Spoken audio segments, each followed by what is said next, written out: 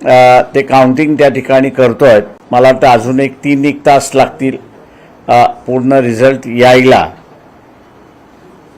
परंतु एकंदरीत आम्ही असं म्हणू की महाराष्ट्राच्या राजकारणामध्ये आणि देशाच्या राजकारणामध्ये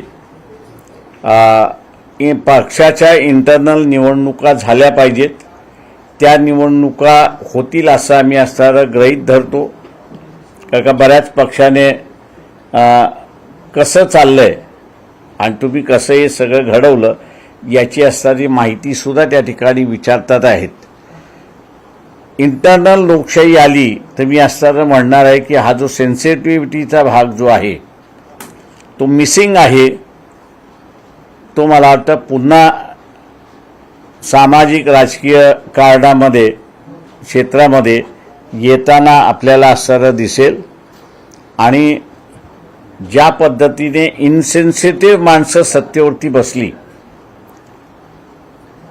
की ते विद्यार्थी बघत नाही, विद्यार्थिनी बघत नाही, लहान मुलं आहेत त्यांनाही बघितल्या जात नाही, परंतु सेमी वॉर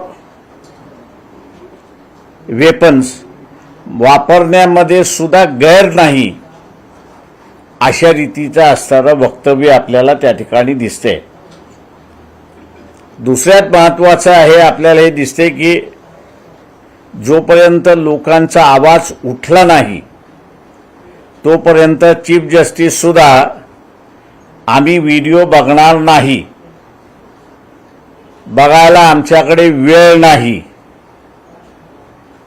उलट सुप्रीम कोर्टाच्या सगळ्यात पहिली जबाबदारी 2 कारखान्यांमधला वाद मिटवण्याचा नाही, तर सुप्रीम कोर्टाची पहिली जबाबदारी आहे की आर्टिकल 32 खाली लाईफ प्रोटेक्शनचा असणारा सगळ्यात मोठी जबाबदारी ही त्यांची आहे। चीफ जस्टिसने ती असणारी ड्युटी ॲब्डिकेट करण्याचा असणारा म्हणजे सोडवण्याचा प्रयत्न मी करणार नाही असं दिलेलं आहे। वेळ अशी चीफ जस्टिसने येऊ नये की लोक त्याच्या राजीनाम्याची मागणी आता मागतील। मी असं म्हणेन की एकंदरीत